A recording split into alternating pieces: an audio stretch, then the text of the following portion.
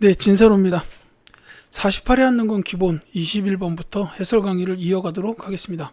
가에 들어갈 그림으로 옳은 것은 했는데, 자, 조선 전기를 대표하는 그림으로 안평대군이 꿈에서 본 이상세계에 대한 이야기를 듣고 안견이 그린 것입니다 라고 되어 있어요. 여기 설명에 다 나와 있습니다. 자, 이 작품은 바로 몽유도원도예요. 그래서 정답이 4번입니다. 자, 이 그림에 보시면 이제 왼쪽 부분은 현실 세계에 가까운데 오른쪽으로 가면 갈수록 이상 세계 쪽으로 나아가는 그런 구도를 가진 그림이다. 이렇게 보시면 되겠습니다. 자, 다른 선지들의 그림도 중요합니다. 요 1번에 있는 무동도, 요거는 조선 후기의 대표적 풍속화가이신 김홍도 화백의 작품이에요. 이제 풍속화입니다. 이제 무동도. 그 다음에 요 2번의 세안도는 추사 김정희 선생님께서 그리신 그림이에요. 이제 이 대나무가 이렇게 이제 대나무가 소나무네요. 예, 소나무가 기대어 있는 모습을 묘사하고 있는 그림이다라는 거죠. 그래서 이제 본인의 인생이 이제 슬슬 그 마지막을 향해 가고 있다, 이런 걸 상징적으로 표현하셨다고 해요. 그 다음에 요 인왕제색도는 조선 후기의 진경산수화로 가장 대표적이신 분 겸재 정선화백의 그림이에요. 이분의 그림에 대해서는 인왕제색도 하고 그 다음에 금강전도, 요 두 작품은 꼭 눈여겨 봐두시기를 바라겠습니다. 자, 22번 갈게요. 가에 들어갈 내용으로 옳은 것은 하고 물었죠. 자, 조선 중종 때 사림의 중심 인물, 여기서도 바로 알 수 있고요. 도학정치 추구했고 소격서 폐지를 주장했다라는 겁니다. 자, 이분은 바로 조광조예요. 이제 중종 시기에 등용됐던 살인파 언관의 대표적 인물입니다. 이제 돌아가신 연세를 보면은 이제 만으로 37살 이때 돌아가셨는데, 그러니까는 과거에 급제하자마자 3년 만인가 대사원까지 올라가셨고, 이제 굉장히 그 큰 꿈을 가지고 개혁 정치를 추진하셨는데, 이게 이제 그 당시 훈구 세력들한테 이제 빌미가 돼가지고 기묘사화 때 결국은 돌아가시게 됐죠. 자, 그래서 이제 이 조광조 학자에 대한 그 내용을 찾아주면 되겠습니다. 이분에 대해서는 이제 몇 가지가 더 있는 게, 이제 소격서 폐지뿐만이 아니라 혈량과 실시, 그 다음에 이제 위훈 삭제, 이런 것들을 추진을 하셨어요. 그래서 이제 정답은 3번이고요. 요 위훈 삭제, 요거는 그 중종 반정의 공신들에 대한 그러니까 훈격이죠. 그러니까 공훈이 이제 거짓된 것들은 없애야 된다, 이렇게 했는데, 이제 아무래도 공신이 되면은 대접을 받고 막 이렇게 되니까 이제 거짓으로 들어갔던 공신들이 많았다는 거예요. 그래서 그걸 다 정리를 해야 된다라고 주장을 하니까 이제 이게 훈구의 입장에서는 발작 버튼이 된 것 같습니다. 이것 때문에 이제 기묘사가 일어났다, 뭐 이렇게 보시면 되겠어요. 자, 성악 지교를 저술했다, 율곡 이이 선생님입니다. 이제 율곡 이이 선생님에 대해서는 성악 지교, 그 다음에 해주 향약, 이런 거를 하셨다라는 거를 꼭 기억을 해두시고, 책 중에는 동호문답이라는 저서 기억해 주셨으면 합니다. 자, 백운동 서원을 건립했다. 이거는 이제 주세붕이라는 살인입니다. 이 백운동 서원이 나중에 소수서원으로 이름이 바뀌면서 나라로부터 사익을 받게 되죠. 자, 시연역 도입을 주장했다. 김육인데요. 자, 이 김육이라는 요분에 대해서는 시연역 도입, 이게 청나라의 역법입니다. 근데 그것도 물론 중요하겠지만 또 하나가 있다면, 이분은 대동법의 확대 시행, 이걸 꾸준히 건의를 하셨어요. 그래가지고 이제 김육 이분께서 영의정에 계셨을 땐가 아마 이 대동법이 충청도 지역까지 확대 시행이 됐습니다. 근데 이제 이분은 돌아가실 때까지도 이 대동법, 이 좋은 제도는 전국적으로 시행이 돼야 되는데 라고 하면서 이제 임금에게 올리는 마지막 상소에서도 대동법을 꼭 전국적으로 시행해 주십시오라고 이렇게 이제 올리기도 하고 그랬다는 거죠. 자, 23번 가겠습니다. 가 전쟁 중에 있었던 사실로 옳은 것은 하고 물어봤죠. 자, 진주성에서 진주 목사 김시민의 지휘 아래 관군과 백성들이 일본군에 맞서 싸우고 있다. 곽재우 등이 이끄는 의병부대도 성 밖에서 이를 지원하고 있다. 자, 가의 흐름에 어떤 영향을 미칠지 관심이 모아지고 있습니다 라고 되어 있습니다. 바로 나와야 되죠. 임진왜란입니다. 우린 잘 알고 있지만 이 진주성 전투에서 결국은 우리가 승리를 거둡니다. 그래서 일본이 육지를 통해서 전라도 지역으로 나가는 것을 막을 수가 있었어요.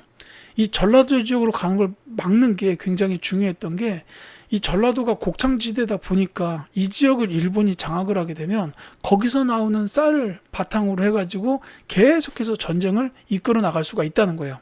그러니까 이제 그걸 막은 겁니다. 물론 바다 쪽의 진출로는 이순신 장군께서 막으셨죠. 뭐 이런 일이 있었다라는 거고, 자, 선지에서는 이제 임진왜란 중에 있었던 사실을 찾으면 되겠습니다. 정답 금방 나오죠. 2번입니다. 권율이 행주산성에서 승리하였다라는 이게 정답이 되겠습니다.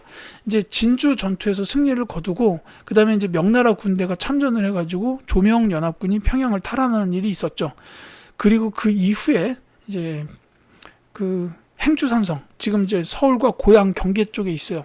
거기 행주산성에서 이제 권율 장군의 지휘하에 일본 군대를 무찔렀다라는 게 이제 또 이어지는 일이 되겠습니다. 자, 천리장성이 축조된 거는 왕조로 보자면 두 나라가 있어요. 고구려가 있고 고려가 있는데, 이 고구려는 당나라의 침입을 막기 위해서 저 만주 지역 벌판에다가 천리장성을 세웠고, 고려의 경우에는 거란의 3차 침입이 끝난 이후에 천리장성을 세웠다. 이렇게 보시면 되겠습니다. 자, 황룡사 구축목탑이 불타 없어졌다. 안타까운 일이죠. 이거는 몽골 침입 시기입니다. 그러니까 고려시대예요. 이제 당시에 조정은 강화도로 들어가 버린 상태였어요. 그러니까 이 몽골에서 강화도로 들어가지는 못하고 대신에 한반도 남쪽으로 내려갑니다. 그러면서 이제 계속 초토화시키죠. 그 과정에서 황룡사 구축목탑이 없어졌다라는 겁니다. 자, 윤관이 별무반 편성을 건의하였다도 역시 고려시대인데, 이건 이제 여진족의 격퇴랑 관련이 있죠. 자, 이렇게 보시면 되겠습니다. 24번 갈게요. 가왕의 정책으로 오른 것은, 자, 이곳은 명과 후금 사이에서 중립외교를 펼쳤던 가와 왕비의 묘다. 이렇게 되어 있습니다. 왕이 묻힌 곳인데 왜 능이 아니라 묘라고 부르냐 했더니 인조반정으로 왕의 자리에서 쫓겨났기 때문이다 라고 되어 있습니다. 자, 바로 나와야죠. 광해군입니다. 인조반정으로 왕의 자리에서 쫓겨났다.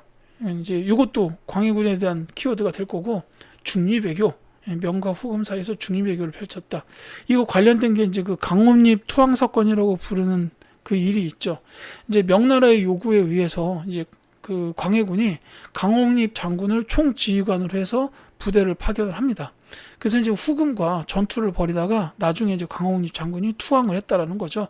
이게 이제 이 중립외교를 상징적으로 보여주는 사건이다라고 보시면 되겠습니다. 자, 광해군의 정책으로 오른 것은인데, 이 광해군 시기에 가장 대표적인 정책 중에 하나가 뭐냐면 대동법이 시행됐다라는 거예요. 그래서 정답이 4번이 되겠습니다. 물론 이 광해군 제위 시기에는 경기도 지역에 한해하여 대동법이 시행이 됐고, 이후에 이제 뭐 아까 제가 김육 이런 분도 말씀드렸지만은 이 대동법이 뭐 이제 황해도냐 충청도 뭐 강원도 지역 확대됐다가 나중에 이제 뭐 저기 그 평안도 제주도를 제외한 전국에 확대되고 막 이렇게 되는 게 100년이 걸립니다. 그러니까 당시에 양반 지주들 사이에서는 대동법 시행에 대한 반대가 어마어마했었다라는 거예요. 아무래도 지주들한테 불리한 세금 정책이다 보니까 그렇죠. 자, 그렇고, 자, 대전 회통을 편찬하였다. 요거는 흥선대원군 집권 시기에 있었어요. 삼정 이정청을 설치하였다. 이거는 이제 철종식인데, 이때는 이제 세도정치 시기라고 기억해 두시는 게 더 좋고요. 그 다음에 요거랑 관련해서는 임술 농민봉기, 요거의 영향입니다. 이때 이제 안핵사 박규사라는 분께서 조사를 하시고 삼정 이정청의 설치가 필요하겠다라고 건의를 해서 설치가 됐습니다.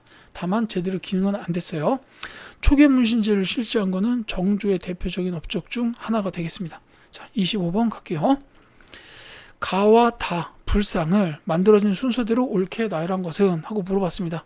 자, 서산 용현리 마해열의 삼존상, 요거는 이제 이 가운데 계시는 이 부처님의 이 미소가 굉장히 온화하다라는 것 때문에 백제의 미소라고 불려요. 그 말 그대로 백제 시대입니다. 자, 그 다음에 경주에 있는 석굴암 본尊 불상, 통일신라죠. 카리스마가 어마어마합니다. 그 다음에 다 보시면 파주 6mm 마의 이불 입상이라고 되어 있는데 이건 이제 만든 거를 보시면 이게 이제 절벽이에요. 절벽에다가 이렇게 몸체를 그려놓고 이제 머리 부분은 따로 이제 제작을 해서 얹어놓은 이런 형태입니다. 특히나 이제 이 모양을 보면 사실 그 석굴암 본전 불상보다 조형미가 좀 떨어진다 이렇게 볼 수도 있죠. 이게 이제 고려 시대의 불상인데 이제 고려 시대에는 초기에는 특히 호족 연합 정권으로 만들어진 나라다 보니까 아무래도 호족들의 그 지방적 색깔이 강했어요. 그걸 대표적으로 보여주는 불상이 이제 관촉사 석조 미륵보살 입상 이런 게 있습니다. 이제 머리가 굉장히 크고 이제 그렇게 생겼어요. 그래서 그것도 보면은 지방의 색깔이 확연하게 드러나 보이는 불상이고, 그 다음에 이 파주 6mm 마의 이불 입상과 비슷한 불상으로 안동 이천동에도 이제 석조 미륵보살 입상이 있어요.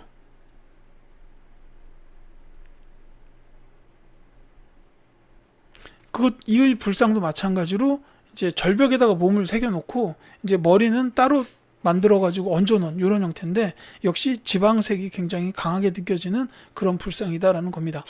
그래서 시대상으로 보면 가, 나, 다 1번이 정답이 되겠죠. 자, 근데 이제 시대뿐만이 아니라 이제 이런 그 보유하고 있는 그 문화적 특징이나 이런 것들도 좀 보시면 상당히 재미있고 역사를 좀 더 가깝게 느낄 수 있는 그런 계기가 될 수 있습니다. 자, 26번 갈게요.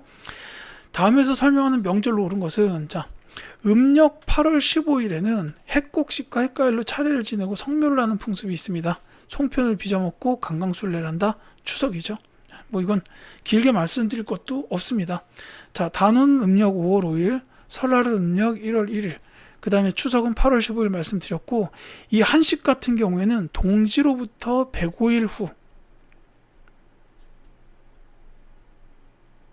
그러니까 양력으로 보자면 4월 4일에서 4월 5일 정도라고 보시면 돼요.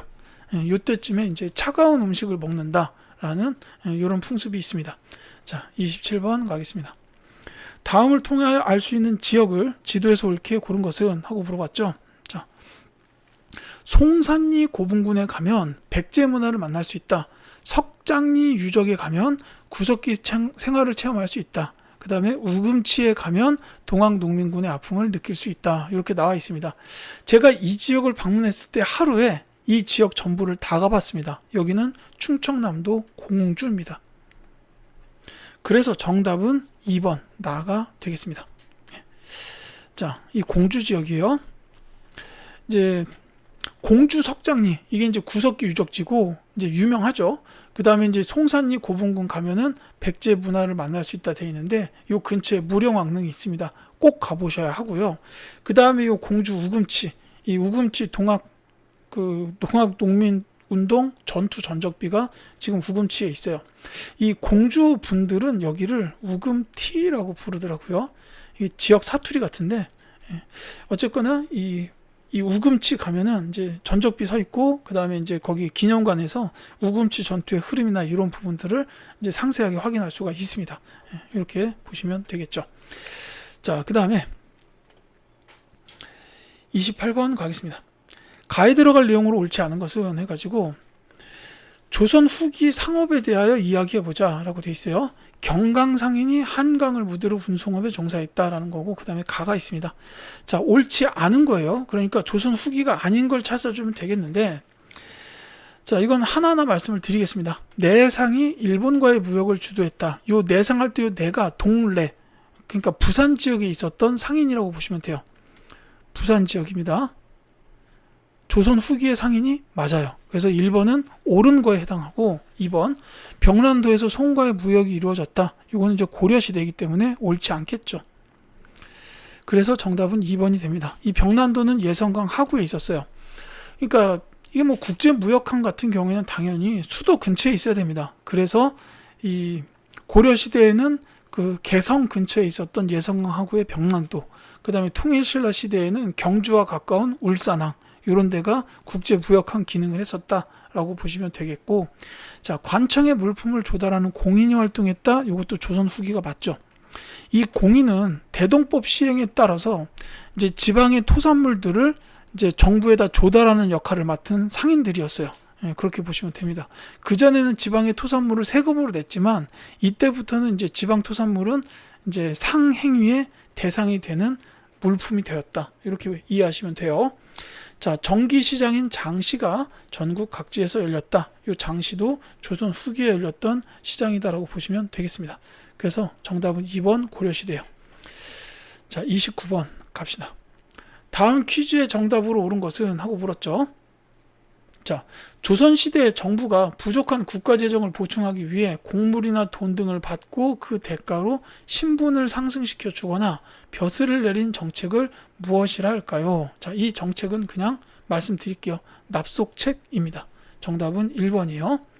이제 더불어서 기억해야 되는 게 있다면 공명첩입니다. 이 첩지인데, 말 그대로 첩지인데 거기에 이제 공로가 들어가 있다라는 거예요. 이거를 뭐 진짜로 대단한 공로가 있어서가 아니라 이제 그냥 남발을 냈다라고 보면 돼요. 그래서 이것도 신분 상승이나 이제 벼슬과 관련되는 그런 첩지라고 보시면 되겠습니다. 자, 사창제는 그 흥선대원군 때 시행이 됐어요. 이 흥선대원군 집권 시기에 그 환곡의 폐단을 없애기 위해서 이 창고, 그러니까 환곡을 받아들이는 창고를 이제 지역 단위로 이렇게 이제 지역 단위로 통제하게 만든 거예요. 그 전에 이제 국가 단위에서 하니까 세도 가문 사람들이 이 그 창고들을 틀어쥐고 이자를 엄청나게 높게 받아가지고 백성들을 힘들게 했던 그런 폐단이 있었습니다. 그러니까 그거 없애기 위해서 지역 유지들한테 창고를 맡겼다라는 게 사창제. 그 다음에 영정법은 인조 시대에 시행이 됐는데, 요거는 이제 전세를 고정시킨 거예요. 전세를 영원히 1결당 4에서 6두 이렇게 이제 고정을 시켜놨다 해서 영원히 정했다, 이런 뜻으로 영정법 이렇게 보시면 되겠고, 이 호포제의 경우에도 흥선대원군 시기에 이제 이거는 그 군정, 군포에 관련된 제도인데 양반에게도 군포를 징수하게 됐다. 집단위로 만들었기 때문에 양반도 징수를 하는 거예요. 이렇게 보시면 되겠습니다. 자, 30번 갈게요. 다음 가상 인터뷰에 주인공에 대한 설명으로 옳은 것은 하고 물어봤습니다. 자, 선생님께서 주장하시는 토지 개혁론은 무엇입니까? 라고 묻는 말에 나는 마을 단위로 농민이 함께 경작하고 세금을 제외한 나머지 생산물을 일한 양에 따라 분배하자는 여전론을 주장하였습니다. 라는 거예요. 자, 여전론을 주장했다라는 데서 이분이 누군지가 나와야 됩니다. 사실은 저는 이게 2점짜리로서는 좀 어려운 문제 아닌가라는 생각은 들어요. 3점으로 나왔어도 괜찮지 않았을까 싶은데, 이 여전론 하면 나와야 되는 분은 정약용 선생님이에요. 다산 정약용 선생님입니다. 사실 요 위에 이 현판을 보면 여기에 다산이라고 써 있잖아요. 그래서 이제 이분의 호, 이제 이 정약용 선생님께서 기거하셨던 전각입니다. 이걸 통해서 알 수 있을지 모르겠네요. 자, 어쨌거나 이 정약용 선생님에 대한 설명을 찾아줘라 라는 건데, 뭐 이분에 관해서는 이제 업적이 굉장히 많아요. 지금 이제 여전론도 있고, 그 다음에 이제 거중기 설계하신 분입니다. 정조시대에 설계해가지고 수원 화성 건립의 기간을 굉장히 많이 단축하는 그런 큰 역할을 하셨어요. 그리고 그 외에 이제 저술하신 책으로는 이제 목민심서, 그 다음에 흠음신서, 경세유표 이런 게 있어요. 이제 그래서 이 문제의 정답은 3번입니다. 목민심서를 저술하였다. 목민관들이 어떻게 해야 되느냐, 그러니까 이제 벼슬 자리에 있는 사람들이 백성을 위해서 어떻게 해야 되느냐, 그걸 이제 책으로 만드셨다라고 보시면 되겠어요. 이제 이 정도만 말씀드려도 굉장히 많다라고 생각이 됩니다. 기억해 두셨으면 좋겠고, 그 다음에 이제 이 토지 개혁론과 관련된 이제 이거는 당시 실학자들 중에서 특히 중농학파이셨던 분들이 이제 토지 개혁에 대해서 많이 말씀을 하셨어요. 그러니까 이제 이분들의 생각은 뭐였냐면은 이제 모든 농민들이 자기 토지에서 농사를 짓게 했으면 좋겠다. 요거를 이제 최종의 목표로 생각을 하셨어요. 그래서 이제 대표적으로 세 분이 있습니다. 유형원. 이분 이제 반개수록이라는 책을 쓰셨는데, 이 책에서 하신 말씀을 토대로 보자면은 균전론, 토지를 균등하게 분배하자 이런 뜻이에요. 물론 진짜로 모든 사람들이 넓이가 똑같게 분배하자는 얘기는 아니고 이제 뭐 신분이나 이런 거에 따라서 조금씩 다를 수는 있어요. 그 다음에 이제 이분은 이제 성호사설이라는 책을 반드시 기억하셔야 되고요. 이분이 주장하셨던 토지 분배 방법은 한전론이에요. 이제 균전론에 어느 정도 제한이 있으니 이제 균전론이 좀 실현 가능성이 높지 않다고 보고 이제 어떤 사람이 토지가 있으면은 그 중에 절반은 매매 불가 토지로 고정시켜 버리고 나머지 절반만 매매 가능하게 만들자. 이렇게 하게 되면 나중에 매매가 이루어졌을 때 새로 토지를 사들인 사람도 그 중에 절반은 이제 매매 불가, 나머지만 매매 가능. 이렇게 해버리면 결국 모든 매매가 이루어진 끝에는 모든 사람들이 자기 땅을 갖고 있지 않겠느냐. 이제 이렇게 생각을 하신 거예요. 그게 한전론. 그 다음에 이제 정약용 선생님의 여전론 같은 경우에는 우물정자 정도 그려야 되나요? 이제 한 마을 단위에서 이 한쪽은 이제 공동 경작해가지고 이걸 세금으로 내자 이거고 나머지는 다 각자 농민들이 소유하자 이렇게 이제 주장을 하신 거예요. 이제 뭐 그런 식으로 간단하게 말씀을 드리면 되겠다라는 거. 이게 이제 30번까지고요. 31번부터는 다음 영상으로 이어드리도록 하겠습니다.